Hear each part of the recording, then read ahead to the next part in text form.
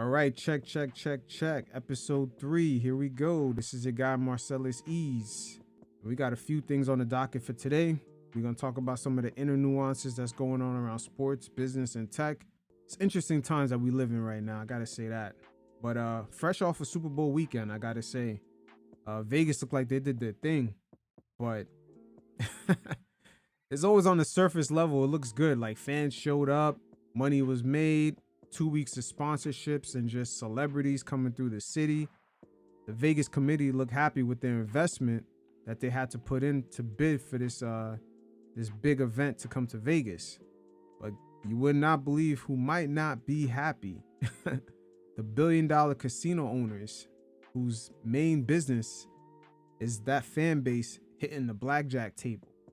And this is an important era now where I believe the social media aspect of everything, just numbers. Oh, millions of followers, or we can get this amount of people to show up, but we actually have to begin to speak on the conversion rate.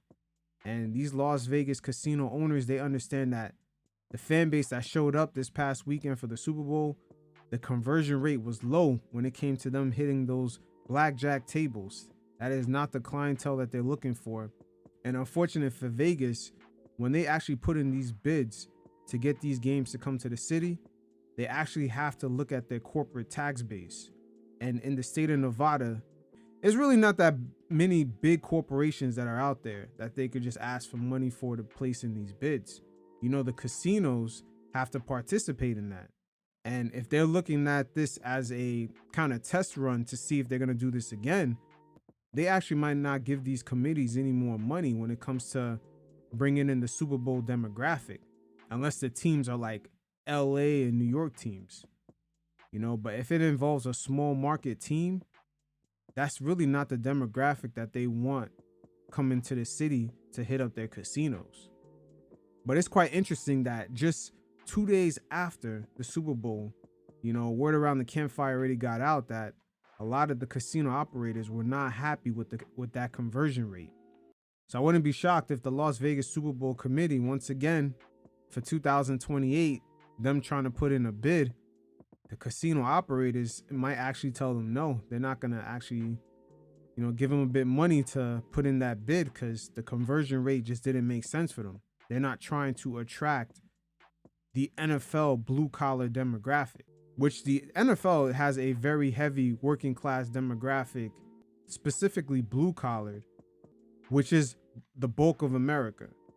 Make no mistake about it. It's very profitable, but in the industry of just gambling, that might not be, or I should say casino gambling, it just might not make sense for them. When it comes to the sports books, that conversion rate should work, but just hitting the blackjack tables and just playing poker and just betting money and becoming one of those members that get comped to go to hotel because you're spending that much amount of money.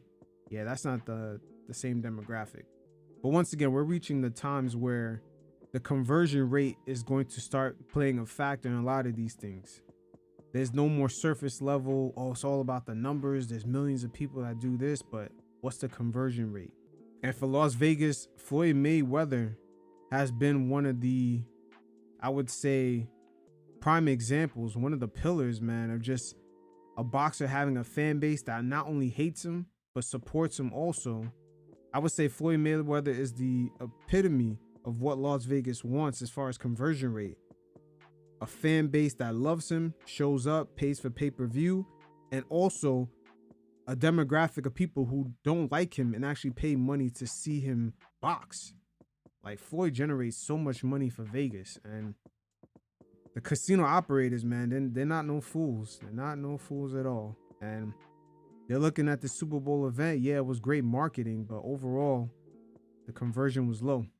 But for the NFL, it was really good for them. The only thing is that there was a few sticky kind of situations with the players actually not getting too involved with promoting gambling. See, the NFL has an agreement with their players that they can't promote casinos and all types of gambling activity, but at the same time, all the promotions for that weekend was involved in these casinos. A promo event could be taking place at Caesars. You don't necessarily have to be on the floor, but I mean, the whole venue overall is gambling. And if they record that and actually put it out with the players on it, it was actually against the NFL rules with the players. I guess with their CBA or collective bargaining agreement or whatever they call it. But the players are actually not allowed to participate on that type of level. They can't actually promote, like it can't be tweeted out or put on TikTok or be on a commercial on television. They can't be inside of a casino along with the NFL logo doing that. They can actually go to the events, but that event can't actually be promoted outside of that casino to the general public. So it's a real sticky situation. Overall, I would say ain't no shootings, ain't no crazy things that came about, no Ray Lewis type incidents. So, hey, I would say overall for the NFL, it's a success. For them to make their way back to Vegas, we'll see, man. We'll see. So in America, we always hear about the newest billionaire that's been created, especially in the past couple years through tech. But we never tend to hear about families that have been basically compromised when it comes to their business because of that boom. When a billionaire rises, it tends to be someone else falls. And I'm not saying in this circumstance here that this family is eventually going to lose their generational wealth. They're actually going to get more generational wealth and actually be allowed to pivot from their original business. And who am I talking about? Is the family that basically owns the majority shares of Paramount Plus. Now, in the curious case of Shari Redstone and her family, which her father actually founded out, I believe, CBS, Viacom. He pretty much passed away a few years ago, and she inherited his shares, which is about 77%. But right now, the media landscape is actually in a transition in which owning a lot of these studios and putting out these content and streaming services, it's actually not getting the same amount of return as it once was. You see, in a way, it's almost like the bundling of cable. The way they used to bundle all these channels, they used to force feed customers into getting certain packages. And a lot of, media conglomerates like ESPN, they were eating really well off of that. I mean, shit, you had your grandmother paying an extra $40 to $50 on her cable bill, and she doesn't even watch ESPN. But ESPN is bundled up with a bunch of other channels that she really got cable for. So she was kind of forced to pay that extra money. So those days are kind of dwindling down as a lot of people unsubscribe from cable, and it's affecting these big industry players. Now, Shari Redstone was on Time magazine as one of the most influential people in the world, and she definitely is. When you think about like who's controlling the dial in the TV land / Hollywood, her family is up there. You look at Paramount Plus, just what they control. Of course, the streaming services Paramount Plus, the movie channel, TV land. And interesting enough, with the bundling of the cable packages, a lot of their channels like MTV2, they used to force the cable companies to get this. Like you could even look at Disney. They used to force, I would say, the cable companies to get ABC. Even though they didn't want it, they would tie the NBA finals to that channel. Yeah, that used to be a nice little finesse for these cable companies or just these studio networks to do. If they had a product that was on demand, for example, like CBS could say, we're having the Emmys on this channel, but the red carpet event is going to be on another sub channel that's only on cable. So they would force these cable companies like Comcast, Time Warner, etc., to get both and to bundle them in one package for the customer. So if they want this channel, they got to get the other. I'm just using that as an example, but that's a hustle that a lot of these big networks / studios used to do. And those days are running out. So all that Nickelodeon teen channel that this family owns, MTV, MTV Plus, Cartoon Network, like a lot of people don't want these bundles anymore. And in this era of direct to consumer, this family is really going to go through it. So in the curious case of Miss Redstone right here, we're going to hear a segment where they actually kind of break down what's going on with this family. And once again, in America, we never tend to hear about this. We always hear about the rise of how this guy became a billionaire, but we never hear about the families who go from millionaires to middle class or whatever. It happens on every level. For every person that rise, there are families that come down. I'm not saying this circumstance, this family's coming down, but they're gonna have to transition that family wealth, that power that they have, that they control so many networks. They're gonna have to transition and put that money elsewhere. And how quickly tech moves, I don't think they saw this coming. A whole generation of a certain audience has been almost reconditioned to adjust the way they consume television or just programming through the, I would say, the Netflix effect, where they actually pay for it directly. And unfortunately for Paramount in this circumstance, Netflix don't really have to do business with them. People subscribe for Netflix. They don't subscribe for Netflix to watch their favorite NBC or CBS shows. But anyway, going to back to this, you guys check out this segment, and every once in a while, I'm gonna check in.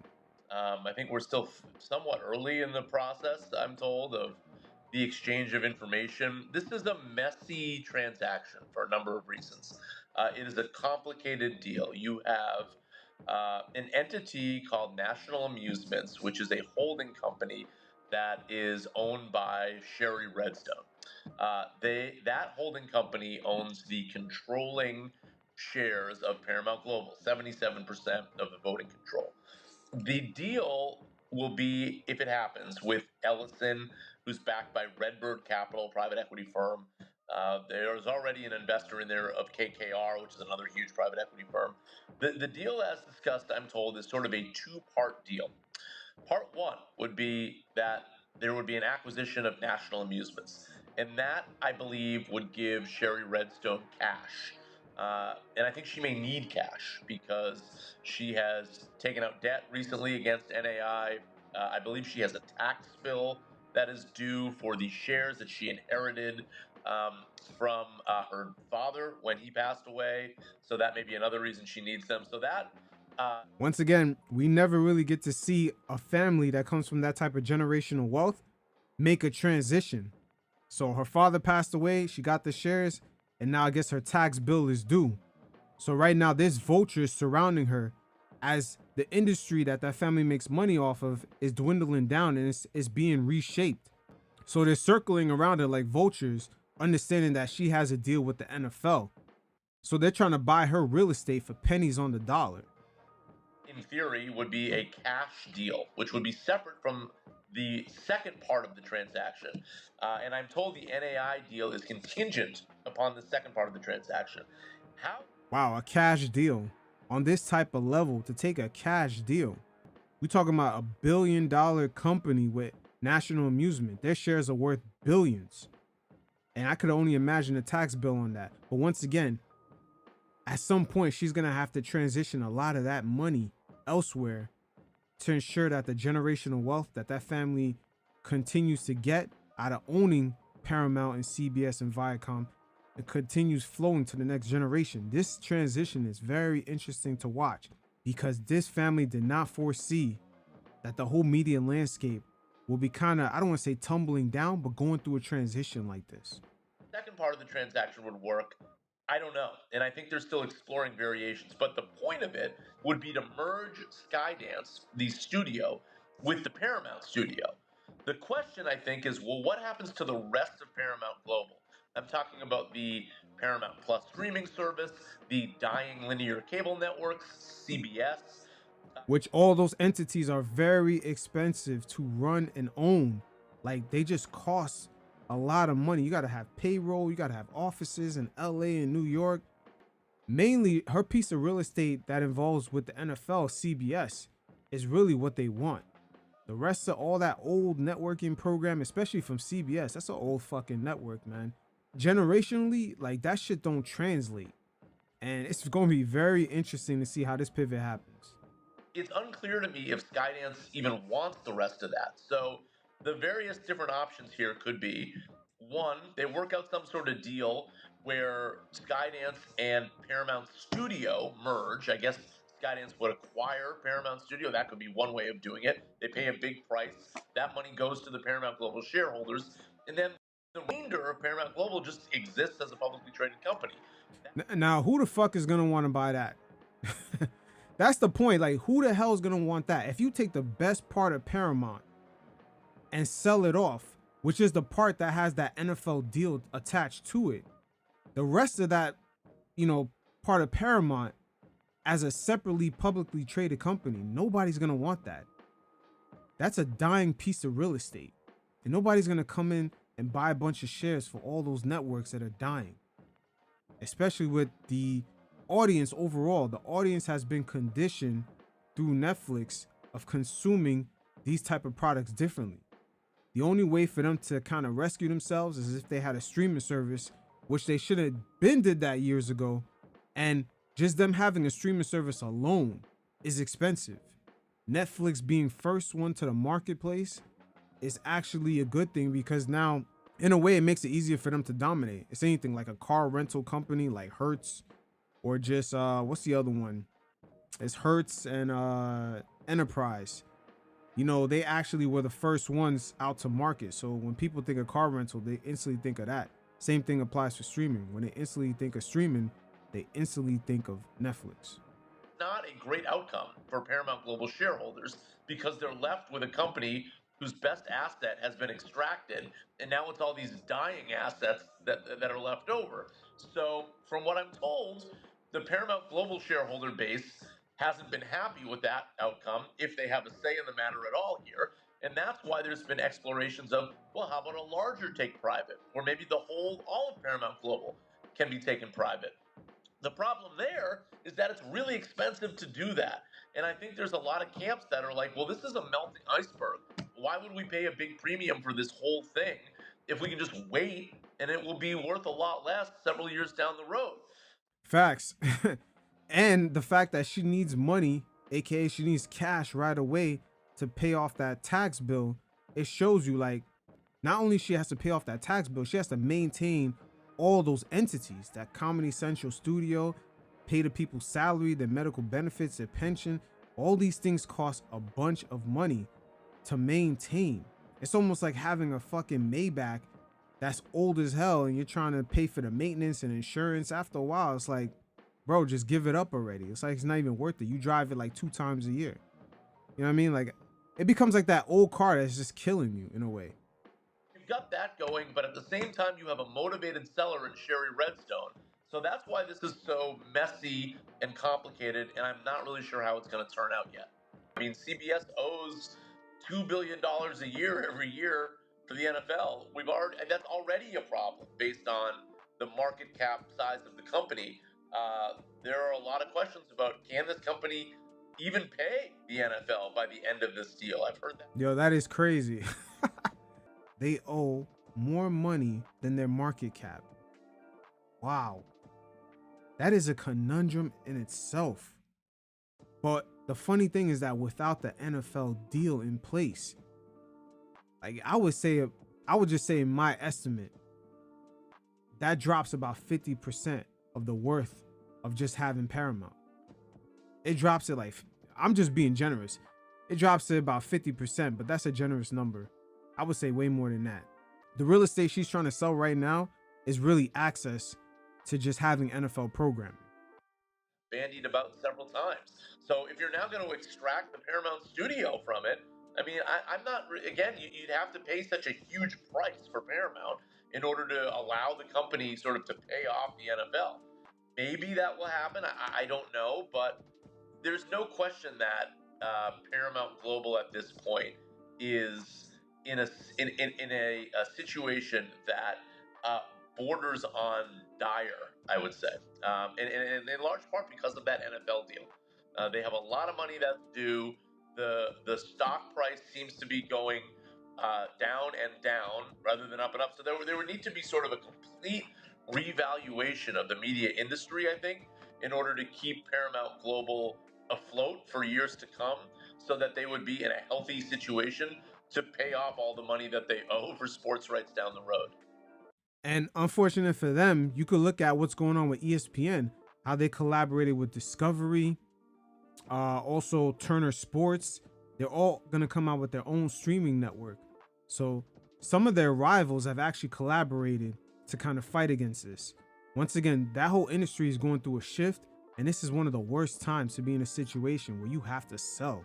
And I will say that people, even at the time, sort of like, is this company going to be able to afford this? Like, people even at the time saw the media landscape shifting, and I think the point, to your point, the point people made then was, but they need the NFL. Like, if they're going to exist, they need this. They can't just bow out, because if they bow out, they're also in a terrible situation.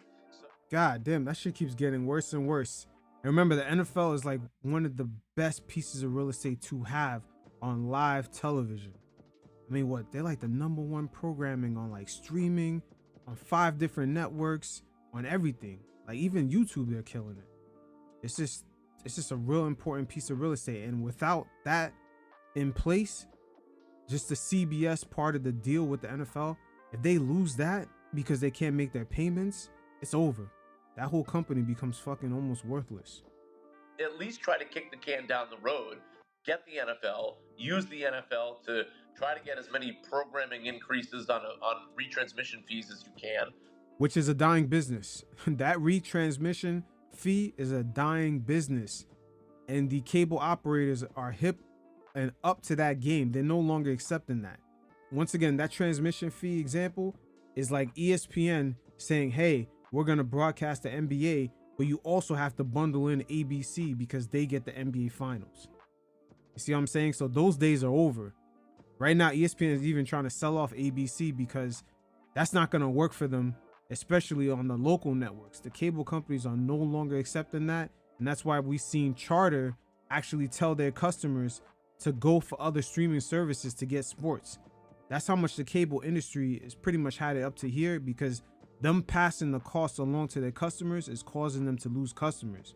And they actually make a lot of money by just having internet only customers versus paying for TV rights, paying for networks. It's a lot of headache. Linear side, and then maybe push people toward Paramount Plus on the streaming side, because if you have the NFL, it's by far your best asset. And I think that's true. All you need to do is look at the ratings for NFL games. Like, they keep going up and up and up, whereas the ratings for almost everything else on linear TV goes down. So that's the bind that CBS was in. Either way, there was going to be an issue. The expectations have been lowered enough on the business that Comcast just released its quarterly earnings. The stock went up fairly significantly because it beat expectations. But, like, the fundamentals, I think, are worrying. Both on the media side and the cable side, frankly, where there's still broadband subscribers that are where the company is losing high-speed broadband subscribers, which was this huge growth business for years and years and years. That was really the main business. I mean, right now, that was the fucking main business. A lot of these companies, especially ESPN, and we're seeing the fallout from that. Once again, them having your fucking grandma pay $50 extra on her cable bill. There's no real demand. We've seen CNN actually try to remove themselves. Well, they're still in the business of just a cable bundle, but they try to go out on their own to direct to consumer. And what happened after 1 month when they launched their app? They had to close it because in reality, they had to deal with their real demand, which was virtually non-existent. So how does a fucking billion-dollar company or a multi-million-dollar company like CNN venture out on their own, go direct to consumer, and have nothing to show for it? A lot of these legacy media companies are operating under some sort of loophole or just roundabout way that they figured out to get money from. That, especially when television was just being established maybe 50, 60 years ago. And this is also playing out on the radio side, or just, I would say, the broadcast wave side of just the whole industry. You see Sirius XM, when they established themselves, it was good to have exclusive radio, I guess, in cars because there wasn't really that much options. But the more cars get more technology based, like how Elon Musk introduced the car buying audience to having technology in their car, as far as hooking up their phones, being able to play Spotify or Apple Music into their cars. Now we're going to see the serious side of the business kind of operate like a zombie company, almost like a legacy company in a way, because the more the audience gets tailored into getting accustomed to, oh, I could just hop in my car and play my playlist or listen into whatever podcast I want. That audience that Sirius had that had to pay to get a device in their car, it's going to start dwindling down naturally. So once again, there's a lot of companies operating like zombies right now. And we're going to see within the next 2 to 3 years the fallout from a lot of it. What, Sirius Radio just lost 450 subscribers in the past year for 2023. That's a lot. Pandora is struggling, which is, a subdivision of their company. That app used to be killing it, but they try to evolve into something else. But at the same time, they don't tailor themselves to the current landscape, which you can't offer exclusive radio and then exclude a bunch of podcasts when people have the podcast app built into their phone as soon as they buy it. You're missing out on that. They should have came up with a program to team up with a lot of podcasters to give them distribution. But once again, failure to innovate. Such a good business for Comcast that really protects NBC Universal. And that's been the thesis of Comcast, which is like, look, if NBC Universal is a vulnerable media company like these other ones, like Paramount Global, it doesn't matter because it's protected by big Comcast, and big Comcast is doing fine, and Brian Roberts loves the media business, so this works. Once again, that's them assuming that the new generation, the new audience of just cable consumption or just media consumption is used to just, hey, we'll just get a cable bill when we move into our house and get our big screen TV. They don't understand that audience has been reprogrammed into a different way of consuming just media in general. They're used to subscribing to subscription services. They'll move into a brand new house, buy a big screen TV, and then have a little Roku box built in, or just get a little Amazon Fire Stick, and then they'll purchase those streaming services. And a lot of Comcast business model is just built on them just getting the original cable packages to access ESPN, them sitting in front of their televisions at 9 p.m. Once again, all that shit is antiquated now. People don't sit in front of their TVs and flick through channels. They actually search on what they want to see, when they want to see it. They're used to pausing it. It's just a different way the audience has been reconditioned to consume media. It's going to affect their business model. There's in essence, like a sugar daddy for NBC Universal. But if the Comcast business, the cable business, isn't doing as well, I think there are people out there. So this works. I like to call it the Chipotle effect. When people started going to Chipotle and ordering things the way they wanted, all of a sudden a lot of fast food chains started customizing their menu, allowing for more choices. So the typical fast food customer slowly got reconditioned into getting certain meals the way that they want. It's the same thing when it comes to streaming. There's in essence, like a sugar daddy for NBC Universal. But if the Comcast business, the cable business, isn't doing as well, I think there are people out there that wonder if Brian Roberts might decide, it doesn't make any sense for me to own NBC Universal, which has problems of its own.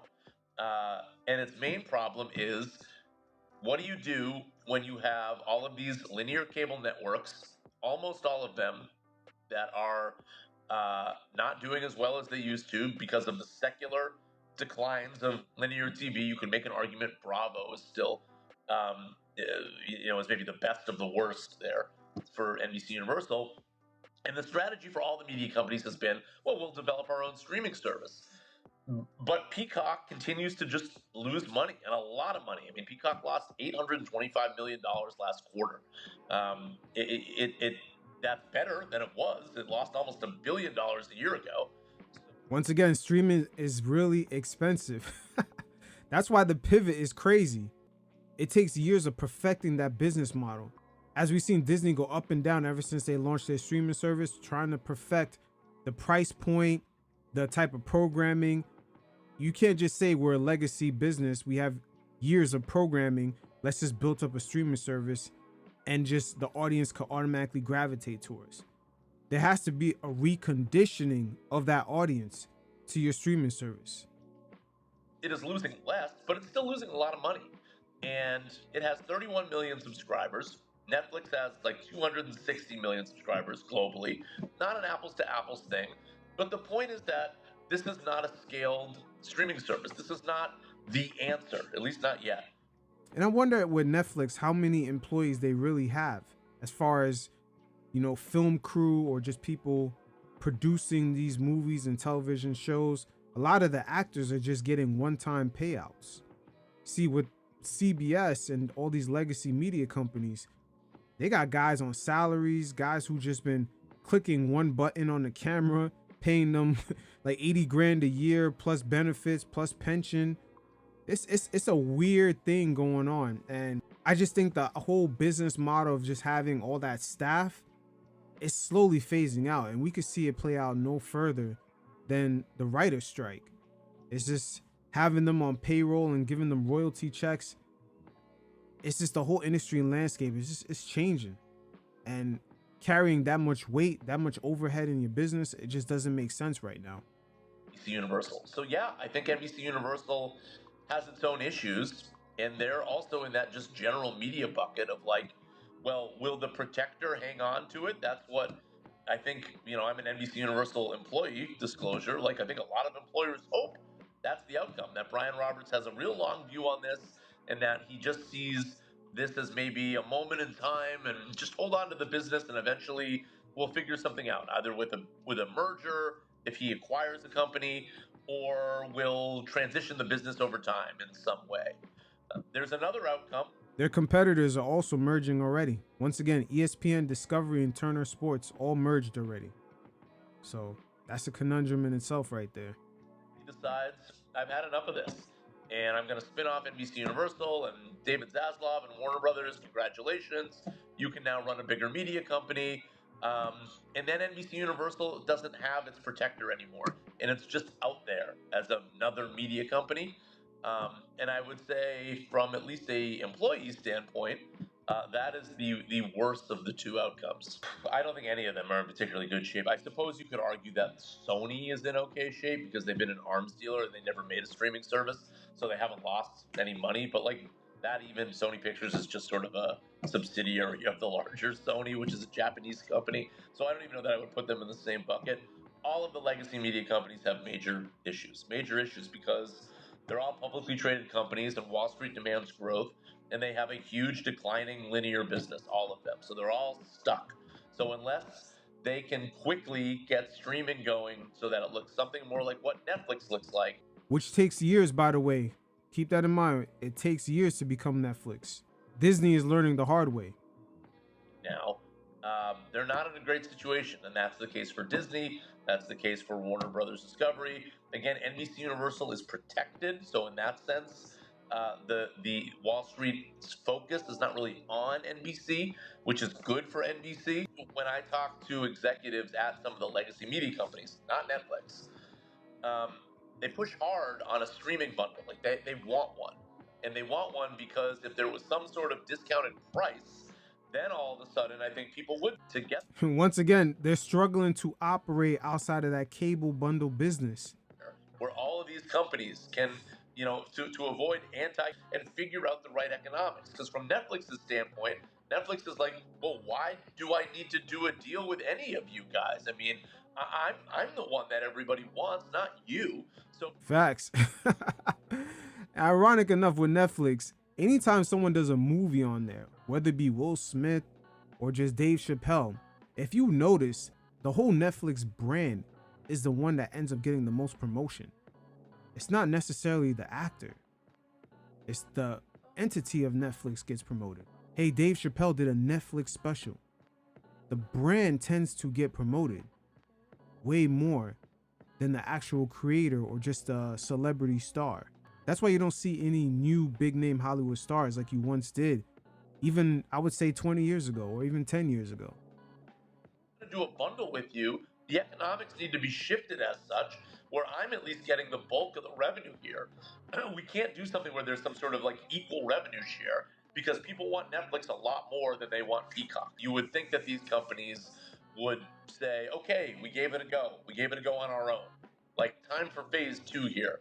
where we're able to limit churn and add more subscribers by coming up with something that's a little bit more consumer friendly that could also benefit the legacy media companies. So that has not happened still yet, but I think a lot of the executives are waiting for it and hope it happens in 2024. That's one hell of a conundrum, man. They don't really have any idea how to innovate.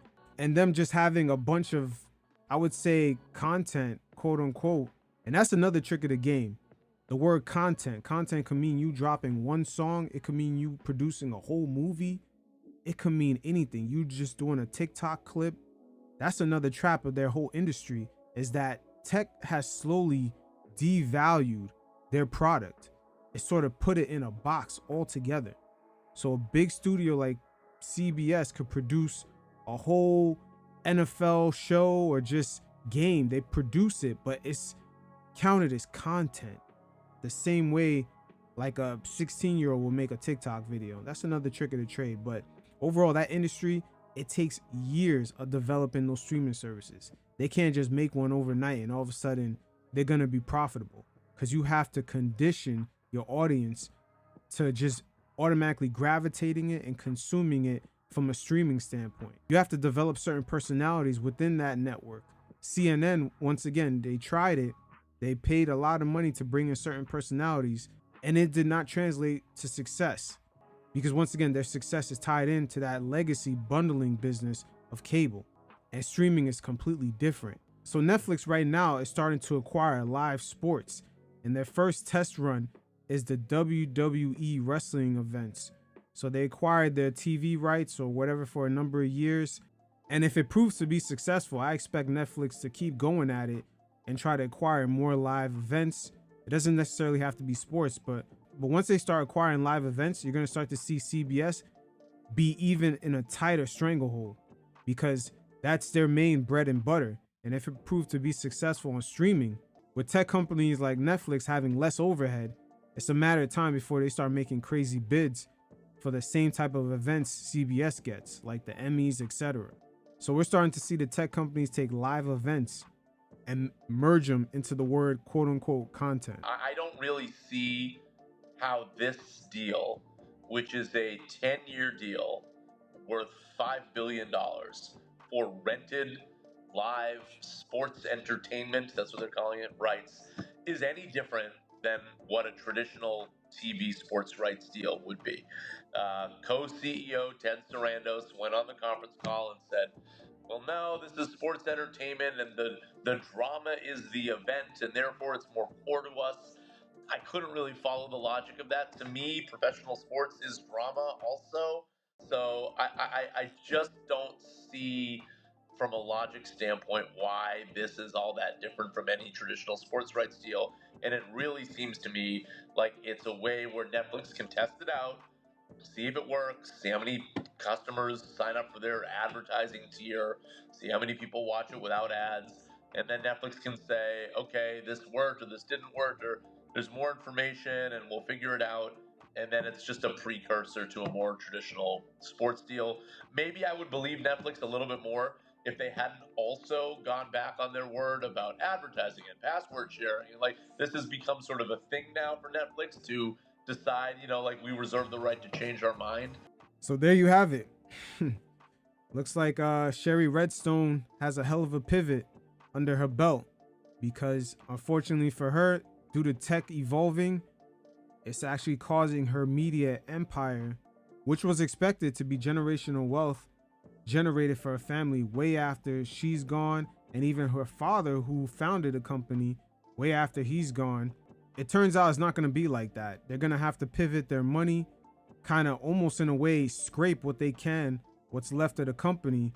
And this is the type of disruption tech really causes. And this is only the beginning, as this is going to affect a lot of industries beyond just entertainment. The college system overall, especially in this country, a lot of it could be automated online, as we've seen it kind of play out during the 2020 pandemic. That only accelerated a lot of these colleges beginning to close down. Once again, behind the curtain, you'll be surprised how in this country there's a lot of million-dollar companies, man, billion-dollar companies just operating on a house of sticks. So speaking of pivoting, especially when it comes to the way different generations consume products, the owner of Revel XP has actually bought the hospitality business to college sports. And he spoke on how he took certain segments of just college sports like tailgating and created a whole new economy around that small piece of real estate that happens before every college football game and just every NFL game in general.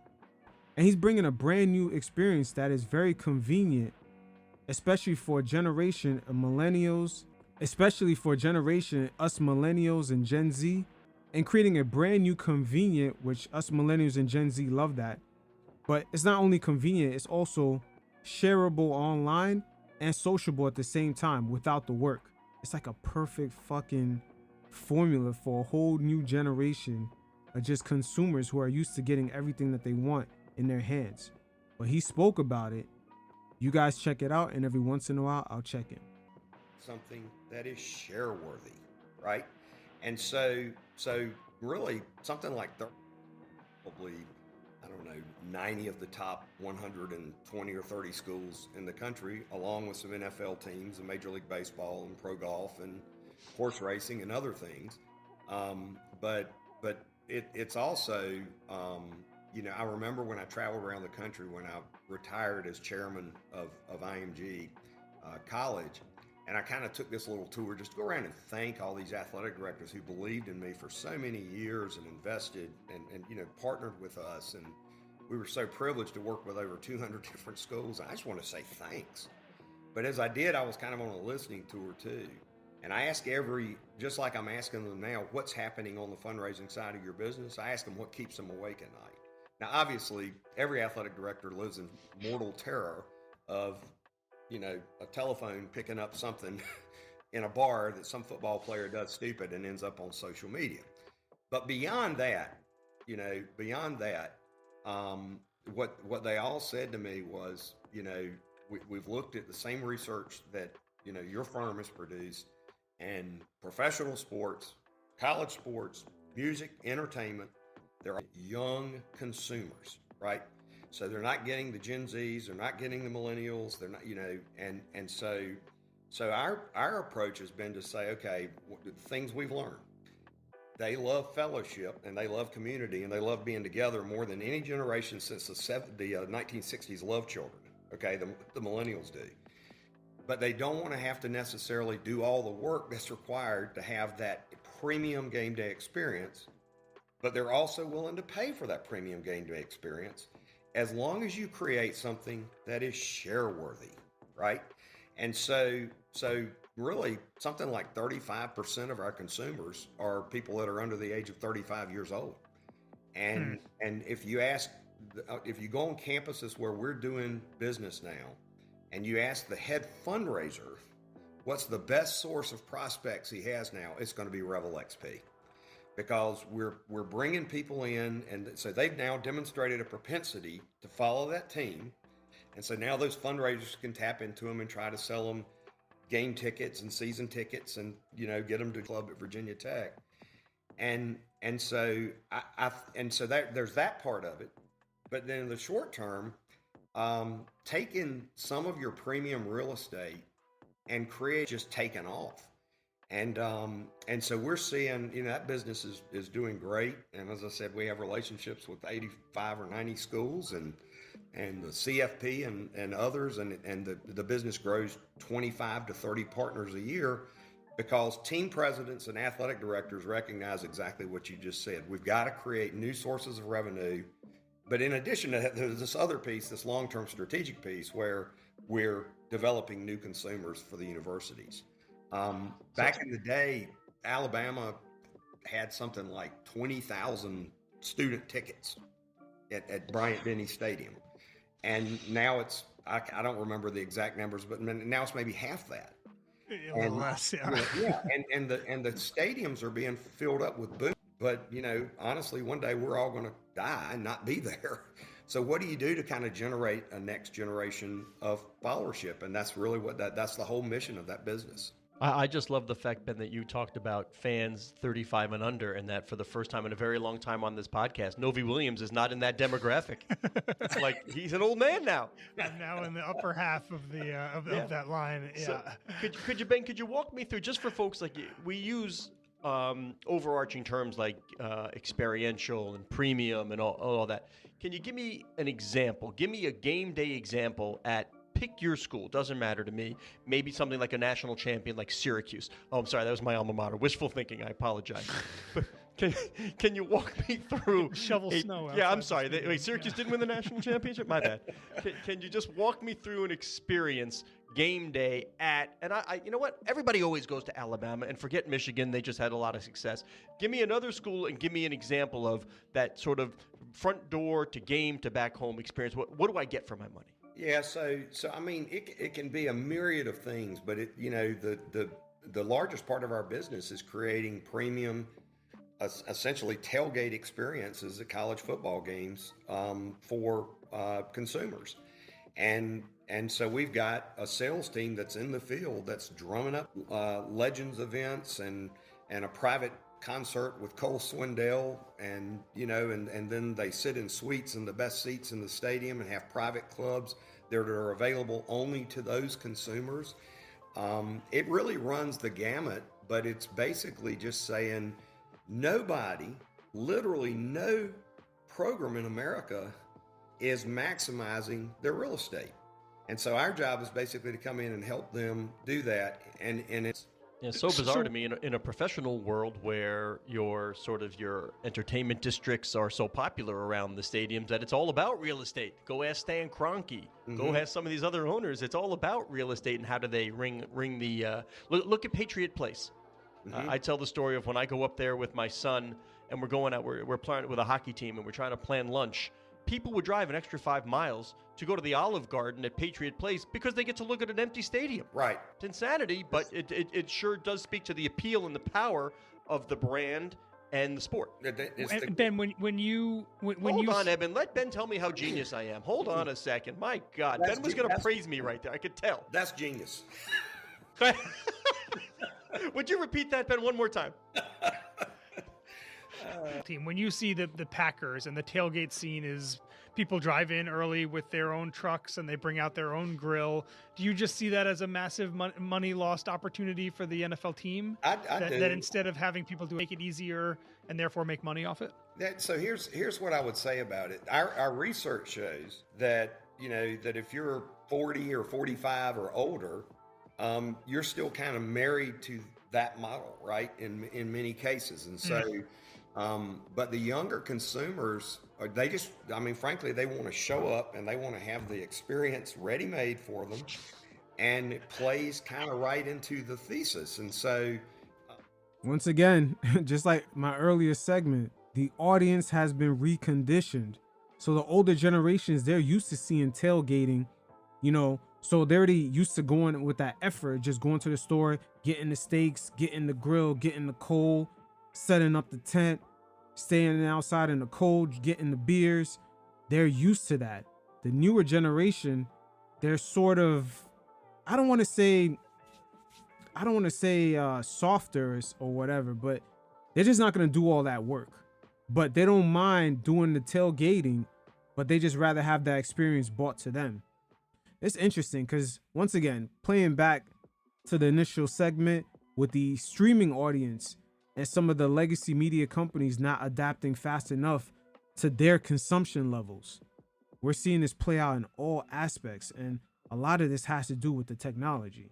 Once again, this CEO, Ben Sutton, he's an old timer, man, but he's innovating right now. He's innovating and he's understanding the new demographic that's coming in that's not actually consuming college football, just going overall to live sporting events, and he's tailoring things around the stadium to attract that audience. And and then it becomes kind of legendary, and the experiences we're providing are legendary. And I think about places like Auburn, where our business is 4 times what it was 8 years ago, or 7 years ago. Texas A&M in Texas, which are 4 times bigger than they were just 3 years ago. And people see it and they go, "Guys, that's pretty easy." I didn't have to spend all day Friday, take work off to go do all the stuff. I didn't have to grill anything. They've got 5-star catering. They've got great tickets. They've got beautiful tents, all the accoutrements. They've got great service. We have bellhops running all over the place. And it becomes, the experience becomes pretty legendary. So almost everywhere we go, not almost, every single place we go, people that for 20 years have tailgated on their own, we see movement from that group to come over and have the ready-made tailgate. And it's just, and I think, again, I understand why teams want to honor traditions, but I also don't understand when you look in your stadium and you're an NFL playoff team and it's the 16th game of the season and you have 48,000 people in the stadium in a 66,000 seat stadium. I don't process that. Yeah, trust me, the NFL is gonna get on it. They don't let a penny drop on the floor. They're gonna get on it. But this is an interesting business model. So even the older generations that have been seeing their fathers and just uncles tailgate and just going through the whole process of it, getting the steaks, getting the beers, even they're slowly transitioning to the heated tents with the Wi-Fi. Wow, that's real interesting. Because usually, once again, the psyche of just the human element of things, man, just the way we've seen things, it's hard for generations to actually pivot off of what they're used to seeing or just how they came up with things. Same thing, like you could see the generation that grew up with Coca-Cola and McDonald's when TV was black and white. They always, even at this current age, still gravitate to those products because those were some of the first things marketed to them. While a younger generation may view McDonald's and Coca-Cola as unhealthy, you have old people, especially in the South, man, in this country, like they'll go get themselves a big old Coke and, a Big Mac because they've been conditioned a certain way. But it's interesting because the service this guy is providing here is so fucking good that they're going to have those blue collared, take pride in being a tough motherfucker fans. If you see their tailgates, you could just go online and look at the viral videos. Those guys are on some World Wrestling Entertainment type shit when they do their tailgating. I'm not sure with rented tents and satellite TVs and all types of gadgets inside those tents, I don't think they could be as lit. But Sutton, he has a product right here.